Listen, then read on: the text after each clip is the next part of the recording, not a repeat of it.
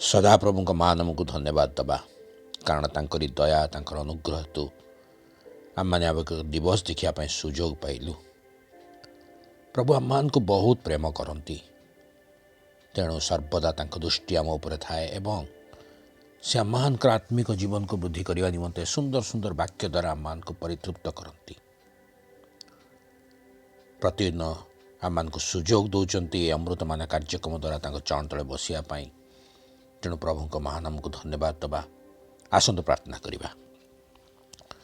धन्यवाद स्तुति प्रशंसा पाइबार एकमात्र योग्य पिता धन्यवाद दूची प्रभु तमरी महानाम को। हाँ प्रभु दया कल अनुग्रह कल आम मान जीवन एक दिवस देखल धन्यवाद दौचु। प्रभु आज दिन टी सुंदर भाव काटिया निमंते साहाय्य कर। बर्तमान जो सुजोग आमको देचे प्रभु तुम चरण तले बसी वाक्य ध्यान करने ये वाक्य को बुझापी ऊर्ध्वर साहाय्य प्रदान कर। पवित्र आत्मा का शक्ति जोगाओ। प्रार्थना करुचु प्रभु वाक्य द्वारा आम मान आत्मिक जीवन को वृद्धि करू करू आम मान समस्त कार्य समस्त आचरण उच्चारण तम दृष्टि रे उत्तम हो यहपरि नवेदन करुछु। दयाकोरी चालना प्रदान कर। आरंभ शेष पर्यंत तुम कथा को एवं उपस्थित प्रत्येक को एवं तांकर परिवार गुड़ी को बाहुल्य भाव आशीर्वाद कर। प्रार्थना यीशु का नाम रे मागुछु आमेन। प्रभु को महानाम को धन्यवाद देवा सहित आपण मान को धन्यवाद दिए कारण आपण माने ए कार्यक्रम उपस्थित होचंती। प्रभु को वाक्य प्रति मनोयोगी है अति सुंदर भाव आम माने एकत्र मिसी एक सुंदर सहभागितार प्रभु को वाक्य को ध्यान करुछु। आपण मान मध्य जदि कई नूतन भाव जॉइन करिसेंती चैनल टी को सब्सक्राइब करिनाहांती आपण मान दयाकोरी चैनल टी को सब्सक्राइब करनियंतु। सब्सक्राइब करने द्वारा आपण माने आम सहभागितार सहज रहिबे एवं आपण आपण मोबाइल रे अति सुंदर भाव ये कार्यक्रम गुड़िक पाई पारिबे। सब्सक्राइब करंतु जदि वाक्य भल लगे अन्य को शेयर मध्य करंतु अन्य मान को मध्य अंशी करांतु। निश्चिंत भाव प्रभु आम प्रत्येक को आशीर्वाद करिवे। आसंतु आज ध्यान मध्य को जीवा। आज जो विषय ने आम ध्यान करिया को जाउछु तार प्रसंगटी होची सदाप्रभु को दृष्टि रे न्याय और उत्तम। सदाप्रभु को दृष्टि रे न्याय और उत्तम। विश्वासी जीवन रे आमे गोटे विषय को सर्वदा स्मरण रखिबा। आमे ही जगत रे बसवास करिवा समय रे आम जीवन रो प्रतिटी मुहूर्त रे जहा किछि आमे करू सदाप्रभु समस्त विषय देखती। सदाप्रभु को दृष्टि कौन सी विषय अदेखा नुह।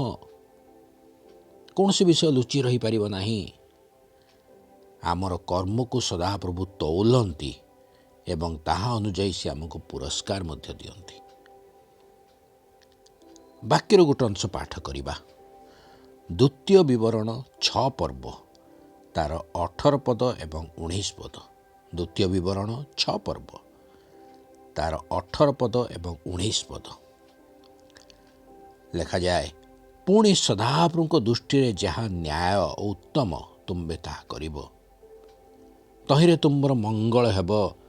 सदाप्रभु अपना वाक्य अनुसार तुम सम्मुखर तुमर समस्त शत्रु को दूर करिया पाई जो देश विषय तुम पूर्वपुरुष मान निकट शपथ करथिले तुम्भे से उत्तम देश रे प्रवेश करी ताहा अधिकार करिवो।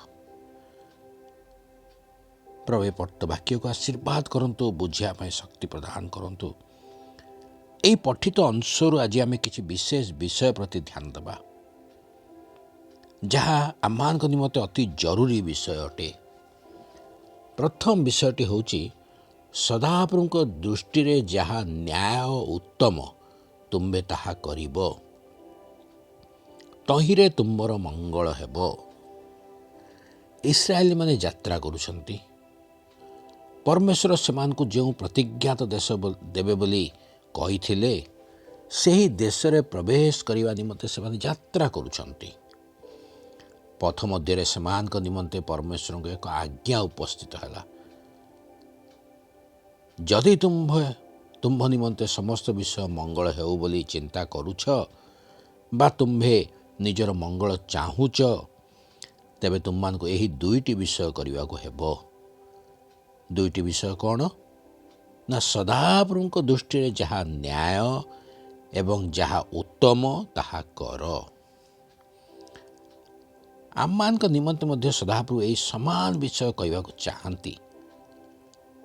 ଯଦି ଆମେ ଆମ ଜୀବନରେ ମଙ୍ଗଳ ଚାହୁଁ, ଉନ୍ନତି ଚାହୁଁ, ଜୀବନରେ ଆନନ୍ଦ ପାଇବାକୁ ଚାହୁଁ, ତେବେ ଆମକୁ ମଧ୍ୟ ଏହି ସମାନ କାର୍ଯ୍ୟ କରିବାକୁ ହେବ। ସଦାପ୍ରଭୁଙ୍କ ଦୃଷ୍ଟିରେ ଯାହା ନ୍ୟାୟ ଓ ଉତ୍ତମ ତାହା ହିଁ କରିବାକୁ ପଡ଼ିବ। ଅନେକ ସମୟରେ ଅନେକ ସ୍ଥାନରେ ଆମେ ଦେଖୁ ଯେଉଁମାନେ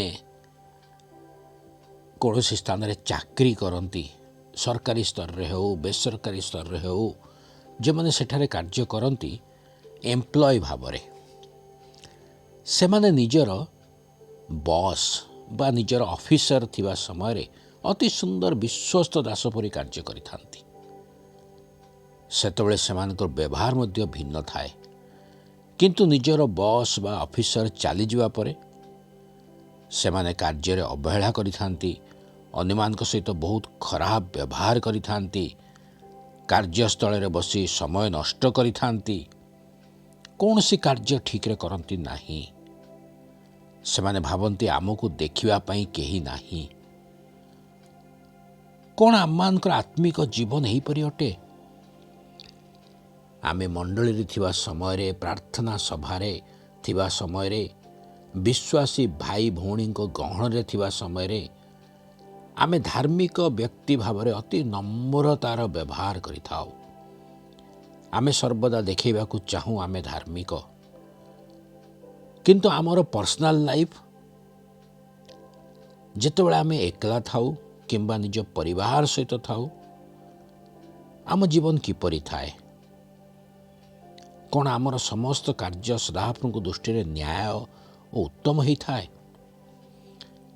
ଆମମାନଙ୍କୁ ଗୋଟିଏ ବିଷୟ ସର୍ବଦା ସ୍ମରଣରେ ରଖିବାର ଅଛି। ପରମେଶ୍ୱର ଆମମାନଙ୍କୁ ଏତେ ପ୍ରେମ କରନ୍ତି ଯେ ତାଙ୍କର ଦୃଷ୍ଟି ସର୍ବଦା ଆମ ଉପରେ ଥାଏ। ସେଥି ନିମନ୍ତେ ଆମେ ଜାଗ୍ରତ ସହକାରେ ଏପରି କାର୍ଯ୍ୟ କରିବାର ଅଛି ଯାହାଦ୍ୱାରା ସଦାପ୍ରଭୁ ପ୍ରସନ୍ନ ହେବେ। ସଦାପ୍ରଭୁ କିପରି ପ୍ରସନ୍ନ ହେବେ? ଆମମାନେ ତାହାଙ୍କ ଦୃଷ୍ଟିରେ ନ୍ୟାୟ ଉତ୍ତମ କାର୍ଯ୍ୟ କରିବା ଦ୍ୱାରା ସଦାପ୍ରଭୁ ଆମମାନଙ୍କ ଉପରେ ପ୍ରସନ୍ନ ହେବେ। ବାଇବଲର ଏକ ଉଦାହରଣକୁ ଆମେ ଦେଖିବା। ଜଣେ ରାଜାଙ୍କ ଉଦାହରଣ, ଯିଏ ଏପରି କାର୍ଯ୍ୟ କଲେ ଯାହା ପରମେଶ୍ୱରଙ୍କ ଦୃଷ୍ଟିରେ ଉତ୍ତମ ଅଟେ। ଦ୍ୱିତୀୟ ରାଜାବଳୀ ଯଦି ଆମେ ପାଠ କରୁଛୁ 18 ପର୍ବ ତାର 3 ପଦ ଲେଖାଯାଏ, ପୁଣି ସେ ଆପଣା ପୂର୍ବପୁରୁଷ ଦାଉଦଙ୍କର ସମସ୍ତ କ୍ରିୟା ଅନୁସାରେ ସଦାପ୍ରଭୁଙ୍କ ଦୃଷ୍ଟିରେ ଯଥାର୍ଥ କର୍ମ କଲେ। ଏଠାରେ ଆମେ ରାଜା ହିଜକିୟଙ୍କ ବିଷୟରେ ଦେଖିବାକୁ ପାଉ।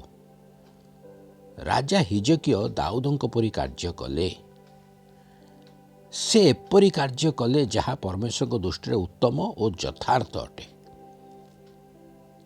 ଏଠାରେ ଆମ ମନରେ ଗୋଟିଏ ପ୍ରଶ୍ନ ଉଠେ, ରାଜା ହିଜକିୟ କେଉଁ ପ୍ରକାର କାର୍ଯ୍ୟ କଲେ ଯେ, ବା କେଉଁ ପ୍ରକାର ତାଙ୍କ ରାଜ୍ୟ କଲେ ଯେ ଯାହା ପରମେଶ୍ୱରଙ୍କ ଦୃଷ୍ଟିରେ ଉତ୍ତମ ବା ଯଥାର୍ଥ ହେଲା? ତାଙ୍କ ବିଷୟରେ କିଛି ଧ୍ୟାନ କରିବା, କିଛି ବିଶେଷ ବିଷୟକୁ ଧ୍ୟାନ କରିବା। ଯଦି 4 ପଦ ଆମେ ପାଠ କରିବା, ସେ ଲେଖାଯାଏ, ସେଠାରେ ଆମେ ଦେଖିବାକୁ ପାଉ ସେ କ'ଣ କ'ଣ କାର୍ଯ୍ୟ କରିଥିଲେ। ଏଠାରେ ଲେଖାଯାଏ, ସେ ଉଚ୍ଚ ସ୍ଥଳୀ ସବୁ ଦୂର କରିଦେଲେ ଓ ସ୍ତମ୍ଭ ସବୁ ଭାଙ୍ଗି ପକାଇଲେ ଓ ଅସେରାର ମୂର୍ତ୍ତି କାଟି ପକାଇଲେ। ପୁଣି ମୂଷା ନିର୍ମିତ ପିତ୍ତଳ ସର୍ପ ଖଣ୍ଡ ଖଣ୍ଡ କରି ଭାଙ୍ଗିଦେଲେ, କାରଣ ତହିଁ ଉଦ୍ଦେଶ୍ୟରେ ଇସ୍ରାଏଲ ସନ୍ତାନଗଣ ସେ ସମୟ ପର୍ଯ୍ୟନ୍ତ ଧୂପ ଜଳାଉଥିଲେ। ଆଉ ସେ ତାହାର ନାମ ନହୁଷ୍ଟନ ବା ପିତ୍ତଳ ଖଣ୍ଡ ରଖିଲେ। ଏଥିରୁ ଆମକୁ ଶିକ୍ଷା ମିଳେ, ଆମ ଜୀବନରେ ମଧ୍ୟ ଯେଉଁ ଅଭ୍ୟାସ, ଯେଉଁ ସ୍ୱଭାବ ଆମର ଅଛି, ଯାହା ସଦାପ୍ରଭୁଙ୍କର ଘୃଣାର ବିଷୟ ଅଟେ, ତାହା ଆମ ଜୀବନରୁ ବାହାର କରିଦେବାର ଅଛି। आम मध्य थिबा समस्त मंद विषय बाहर करदेबा। यह ही प्रभु चाहती आमे ताहा करने को पड़ो। आमे करवा उचित आम मान मध्य जहाँ मंद विषय गुड़िक अच्छी जहाँकि सदाप्रभु दृष्टि रे घृणार विषय ताहा प्रथमे बाहर करदेवा उचित। द्वितीय विषयटी आमे देखो हिजकिया राजा विषय रे 5 पद लिखा जाए, सी सदाप्रभु इस्राएल परमेश्वर ठारे विश्वास कले। तांको परवर्ती जेहुदार समस्त राजा मध्य केही तांको परी नथिले किबा तांको पूर्ववर्ती मानक मध्य केही नथिले। राजा हिजकिया विषय लिखा जाए, से परमेश्वर को विश्वास कले एवं तांको विषय विशेष विषय लिखा जाए, से जेहुदार पूर्ववर्ती और परवर्ती राजा मध्य केही हेले तांको परी नथिले। यार अर्थ आमे जानिबारु राजा हिजकिया सदाप्रभु दृष्टि सर्वदा न्याय उत्तम कार्य करुथिले। आर मुख्य कारण है से सदाप्रभु हृदय सहित विश्वास करुथिले। एथिरो हमको शिक्षा मिले आमे मध्य सर्वांत कोणरे सदाप्रभु ठारे विश्वास करिवार अछि एवं आमर कार्य आम जीवन एक साक्ष्यमय जीवन हबार अछि। हिजकिया राजांक परी तांको समय जेपरी तांको पूर्ववर्ती एवं परवर्तीर कौन सी राजा सेपरी नथिले बोली लिखा जाए। एक साक्ष्य आम जीवन मध्य एक साक्ष्यमय जीवन हबार अछि। तृतीय विषयटी आमे देखू 6 पदर लिखा जाए, से सदाप्रभु प्रति आसक्त हेले, से तांको अनुगमनरु विमुख हेले नहीं। आ सदाप्रभु मूसा को जहाँ आज्ञा करथिले ताहांकर से सब आज्ञा से पालन कले। राजा हिजकिया सदाप्रभु छड़ा आउ कौन सी विषय प्रति आसक्त हेले नहीं। से सर्वदा सदाप्रभु पथरे गमन कले। सदाप्रभु पथरु से विमुख हेले नहीं। तत्सहित सदाप्रभु समस्त आज्ञा को से पालन करथिले। आम जीवन मध्य यह एक बहुत बड़ शिक्षा अटे। आमे सर्वदा सदाप्रभु को अनुगमन करवा उचित। सदाप्रभु शिखैतिबा पथरे चलवा उचित एवं सर्वदा सदाप्रभु को प्रत्येक आज्ञा को पालन करवा उचित। सदाप्रभु को वाक्य अनुसार आमे जीवन काटिबा उचित।